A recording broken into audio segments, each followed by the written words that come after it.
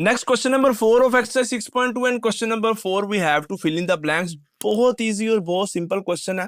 Actually complementary angles के concept को जो है यहाँ पर डिस्कस किया जा रहा है।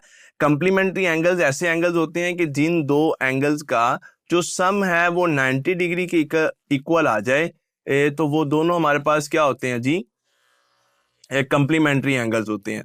सो कंप्लीमेंट्री एंगल्स को डिस्कस किया जा रहा है। मैं ना अब आपको मेथड बता देता हूँ, एक छोटा सा प्रूफ मैं आपको बताऊंगा, फिर इसके बाद दोबारा जो है हम फिल इन दी ब्लैंक्स की तरफ आ जाएंगे। तो एक राइट ट्रायंगल मैं यहाँ पे ले रहा हूँ कंप्लीमेंट्री एंगल्स को डिस्कस करने के लिए। राइट ट्रायंगल है ABC। एंगल B आप देख सकते हैं यहाँ पे 90 डिग्री का है, और एंगल A और C ये हमारे पास एक्यूट एंगल है, तो एंगल A को थीटा कंसिडर कर रहे हैं और एंगल C जो है इसको 90 माइनस थीटा कंसिडर कर रहे हैं। यानी कि यहाँ पर एंगल A और एंगल C जो है ये हमारे पास कंप्लीमेंट्री एंगल। आप जानते हैं किसी भी ट्रायंगल के तीनों एंगल्स का सम 180 है। अब अगर यहाँ पे एंगल B 90 है, तो अब ये जो रिमेनिंग दो एंगल्स हैं एंगल A और C, इनका सम फिर 90 के इक्वल होना चाहिए। अगर ये थीटा है तो ये ऑब्वियसली 90 माइनस थीटा ही होगा। यानी कि अगर ये 30 है तो ये 60 है, अगर ये 60 है तो ये 30 है, अगर ये 40 है तो ये 50 है। Is that clear? अच्छा, अब हम यहाँ पर जी इन साइड्स को, ट्राइंगल की साइड्स को भी नेम दे देते हैं। आप जानते हैं कि ये वर्टेक्स B है तो इसके अपोजिट साइड स्मॉल b होगा, ये वर्टेक्स C है इसके अपोजिट साइड स्मॉल c है, और ये वर्टेक्स A है तो इसके अपोजिट साइड जो है ये स्मॉल a होगी। अब डियर स्टूडेंट्स, हम इस एंगल थीटा के लिए साइन थीटा की वैल्यू फाइंड करते हैं। यानी कि हम लिखेंगे जी साइन ऑफ एंगल A। अब साइन थीटा किसके इक्वल होता है? आप कहेंगे sir sine theta is equal to perpendicular over hypotenuse. So perpendicular, what is perpendicular? This is BC, perpendicular hypotenuse AC. So measurement of BC over measurement of AC, यानी कि A over B जो है इसका result आ गया हमारे पास, sine theta का result आ गया A over B। अब इस थीटा का जो कंप्लीमेंट्री एंगल है ये 90 माइनस थीटा, इसके कोस की वैल्यू फाइंड करते हैं। यानी कि कोस ऑफ एंगल C जो कि कोस ऑफ 90 माइनस थीटा है, और कोस किसके इक्वल होता है जी? अब जब हम इस एंगल को कंसिडर कर रहे हैं तो ये साइड हमारे पास एज ए बेस आ जाएगी और ये साइड एज ए हाइपोटेनस है, और डियर स्टूडेंट्स ये जो साइड है ये एज ए परपेंडिकुलर आ जाएगी। अब कोस क्या होता है? कोस कहता है base over hypotenuse, base over hypotenuse. तो हमने लिख दिया जी measurement of BC over measurement of AC। BC की मेजरमेंट क्या है जी? A, और AC की क्या है? AB है। सो A ओवर B इसका भी रिजल्ट आ गया। अच्छा, अब आप देखें जब हमने इस एंगल थीटा का साइन फाइंड किया तो रिजल्ट आया है A by A over B, और जब इसके कंप्लीमेंट्री एंगल के कोस की वैल्यू फाइंड की है तब भी रिजल्ट आया A ओवर B। यानी कि इस एंगल के साइन की वैल्यू और इसके कंप्लीमेंट्री एंगल के कोस की वैल्यू वो सेम है। या मैं अगर इस तरह कहूं, अगर हम इस एंगल का कोस फाइंड कर लेते और इस एंगल का जो इसके कंप्लीमेंट्री एंगल है इसका साइन की वैल्यू फाइंड कर लेते, तो फिर भी डियर स्टूडेंट्स हमारे पास रिजल्ट क्या आएगा? सेम आएगा। अगर हम इस एंगल के टेन की वैल्यू फाइंड कर लें और इस एंगल के कोटेंजेंट की वैल्यू फाइंड कर लें, देन भी हमारे पास रिजल्ट क्या आएगा? सेम आएगा। सो मैं अब इस रिजल्ट को कंक्लूड करने लगा हूं कि ये जो दो कंप्लीमेंट्री एंगल्स हैं इनमें से एक के साइन की वैल्यू दूसरे के कोस की वैल्यू के इक्वल। अगर ये कोस है तो ये साइन है, अगर ये साइन है तो ये कोस है, और यहां से फिर डियर स्टूडेंट्स हमारे पास जो है वो रिजल्ट आ जाता है कि इन दो कंप्लीमेंट्री एंगल्स की वैल्यूज कुछ इस तरह से होंगी कि अगर हम एक एंगल का साइन ले रहे हैं तो वो दूसरे एंगल के कोस के इक्वल होगा।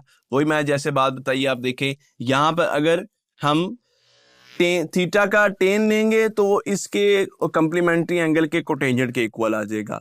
अगर हम थीटा का सीकेंड ले रहे हैं तो वो कंप्लीमेंट्री एंगल के कोसीकेंड के इक्वल आ जाएगा। अगर थीटा का साइन लेंगे तो वो कंप्लीमेंट्री एंगल के कॉस के इक्वल आ जाएगा। ये तो एक प्रूफ सा छोटा सा, ये अब आपको समझ आ गई। तो अपने क्वेश्चन पे वापस आते हैं जहाँ पे हमें फिल इन द ब्लैंक्स करना है। और अब हम ये बात समझ चुके हैं कि हम क्या करेंगे जी, फिल इन द ब्लैंक्स कैसे करेंगे जी। रेशो क्या है? साइन के अगेंस्ट हम रेशो लेंगे कोस। एंगल क्या है? 30 के कंप्लीमेंट्री एंगल क्या होगा? यहां पे भी मेंशन है, यहां पे भी मेंशन है 30 का कंप्लीमेंट्री एंगल 60। तो very simple, this is equal to cos 60। अब यहां पे देखें जी, कोस है, कोस का अगेंस्ट हम रेशो लेंगे साइन, और 30 का कंप्लीमेंट्री एंगल क्या है जी? 60। यहां पे भी मेंशन है। नेक्स्ट मूव करते हैं, टेन 30 है, टेन का अगेंस्ट हम रेशियो लेंगे कोटेंजेंट, और 30 का कंप्लीमेंट्री एंगल क्या है जी 60, यहाँ पे मेंशन है। यहाँ पे आ गया जी 10, अगेन 10 आया, 10 के अगेंस्ट रेशियो हम लेते हैं कोटेंजेंट, और 60 का कंप्लीमेंट्री एंगल क्या होगा जी 30। ये ना भी लिखा हो तो आप इजीली, यहाँ ये जो लिखा है तो इसने तो क्लियर कर दिया ना कि भाई 60 का कंप्लीमेंट्री एंगल क्या है 30 है। ना भी लिखा हो तो वेरी इजी, जैसे हम देखें, अब जस्ट यहाँ पे आप फोकस करें, साइन के अगेंस्ट रेशियो क्या लेनी है कोस, 60 का complementary angle 30, simple is that. Cos के अगेंस्ट रेशियो क्या लेनी है साइन, 60 का कंप्लीमेंट्री एंगल 30, साइन के अगेंस्ट रेशियो क्या लेनी है कोस, 45 का कंप्लीमेंट्री एंगल 45 ही होता है। 10 के अगेंस्ट रेशियो क्या लेनी है कोटेंजेंट, 45 का कंप्लीमेंट्री एंगल 45, कोस के अगेंस्ट रेशियो क्या लेनी है जी टेंजेंट, 45 का complementary angle 45। Simple is that. इस तरह जो है आप फिल इन द ब्लैंक्स कर सकते हैं। मैं आपको सिंपल ये फिल इन द ब्लैंक्स भी बता सकता था, बट मैंने आपको कोशिश की है कि जो कंसेप्ट इसके पीछे है उसको भी क्लियर कर दूं। Now the last question of exercise 6.2, question number 5। Question number 5 की स्टेटमेंट के साथ ट्रायंगल जो है गिवन है आपकी बुक में। So statement is in a right angle triangle ABC, angle B 90 degree है, एंगल C जो है ये 60 डिग्री है, और डियर स्टूडेंट्स हमें साथ में ये बताया जा रहा है कि जो एंगल A है that is equal to AB, यानी कि एंगल A ऑब्वियसली अगर ये 60 डिग्री है तो एंगल A जो है डियर स्टूडेंट्स ये फिर 30 डिग्री का एंगल है। Okay, then find the following trigonometric ratios. हमें ये ट्रिग्नोमेट्रिक रेशियोज जो है यहाँ पर फाइंड करनी है। सो आए जी मूव करते हैं अब ट्रिग्नोमेट्रिक रेशियोज का वो चार्ट जो हमने क्वेश्चन नंबर 1 में डिस्कस किया था, अगर वो आपको याद है तो हम जो है वो बासानी इन ट्रिग्नोमेट्रिक रेशियोज की वैल्यूज जो है वो फाइंड कर लेंगे। सो फर्स्ट ऑफ ऑल तो हमें यहाँ पर जी देखना है measurement of BC is equal to measurement of AB। अब ये तो ट्रिग्नोमेट्रिक रेशियो क्या है जी, सिंपल लिखा है जी BC, this is the measurement of BC जो कि एक्चुअली A के इक्वल है, and measurement of AB, this is the measurement of AB जो कि C के इक्वल है। तो इसका तो सिंपल हमारे पास जी आंसर आ गया which is A over C। Next move करते हैं जी सेकंड में हमें cos 60 की वैल्यू फाइंड करनी है। अब एंगल कौन सा है जी, दिस इज, ये एंगल कंसिडर किया जा रहा है। अगर ये एंगल है तो ये परपेंडिकुलर है, ये बेस है, ये हाइपोटेनस है। अब cos किसके इक्वल होता है, आप कहेंगे sir cos is equal to a base over hypotenuse. अच्छा जी, बेस क्या है हमारे पास यहाँ पे जी, अब बेस हमारे पास A और हाइपोटेनस क्या है B। आप चाहें तो इस तरह लिख दें measurement of BC over measurement of AC, या फिर डियर स्टूडेंट्स आप डायरेक्टली लिख दें A ओवर B, यानी कि ये आपको पता है ये बेस है, ये हाइपोटेनस है, so this is A over B, this is cos 60। tan 60 की बात करते हैं जी, इसी एंगल को अगेन कंसीडर किया जा रहा है। tan 60 की बात कर रहे हैं तो tan क्या, tan आपके पास होता है जी base over perpendicular over base,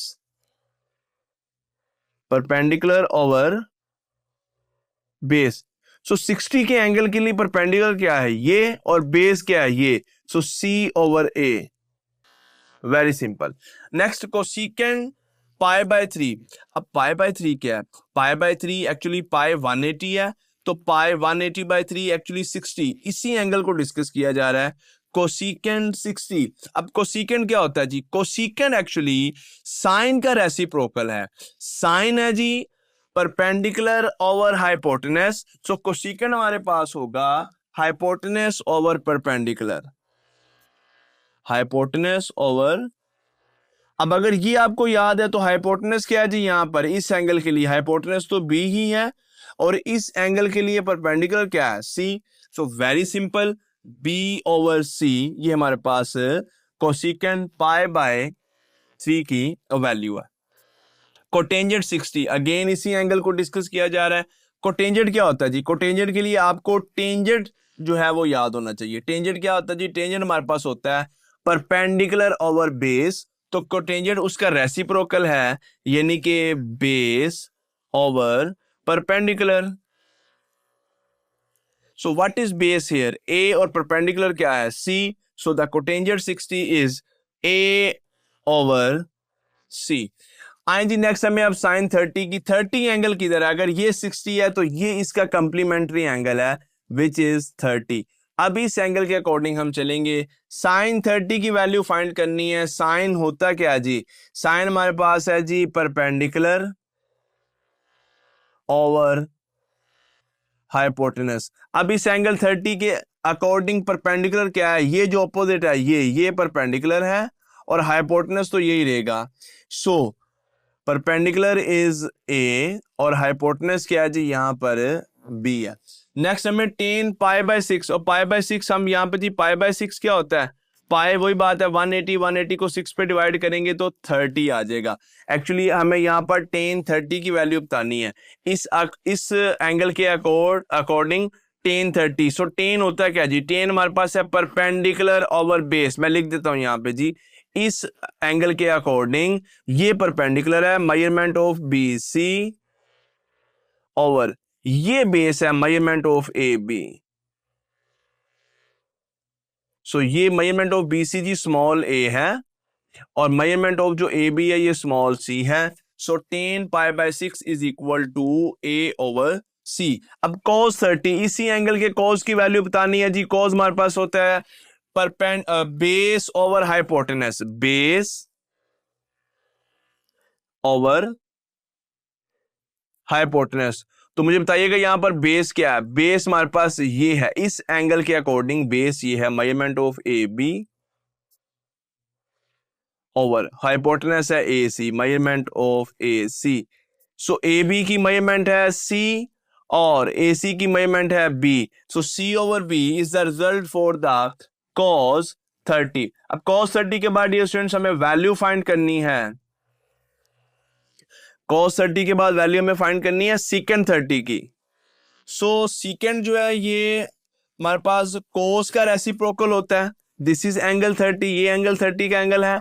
सो इसके अकॉर्डिंग देख लें जी, अब secant क्या है जी, ये होगा हाइपोटेनस ओवर बेस, यानी कि secant 30 की वैल्यू हमारे पास आ जाती है जी, इसके अकॉर्डिंग इसका रेसिप्रोकल आ जाएगा b over c। And in last में हमें फाइंड करना है जी कोटेंजेंट 30 की वैल्यू फाइंड करनी है। कोटेंजेंट 30 अगर आप देखें डायरेक्ट, ये टेंजेंट 30 का रेसिप्रोकल है, या वैसे भी आपको पता होना चाहिए जी कोटेंजेंट क्या होता है। टेंजेंट का रेसिप्रोकल है, तो टेंजेंट है हमारे पास परपेंडिकुलर ओवर बेस, तो कोटेंजेंट होगा जी बेस ओवर परपेंडिकुलर। तो 30 के लिए बेस क्या है, ये है C और परपेंडिकुलर क्या है A। सो ये C ओवर A हो जाएगा। ये जैसे मैंने बताया कि ये टेन 30 का रेसिप्रोकल है, तो अगर ये A ओवर C है तो ये हमारे पास C ओवर A आ जाएगा। सो इस तरह हमने क्वेश्चन नंबर 5 में गिवन ट्रिग्नोमेट्रिक रेशियोज की जो वैल्यूज हैं वो फाइंड कर ली। एक्सरसाइज 6.2 कंप्लीट हुई।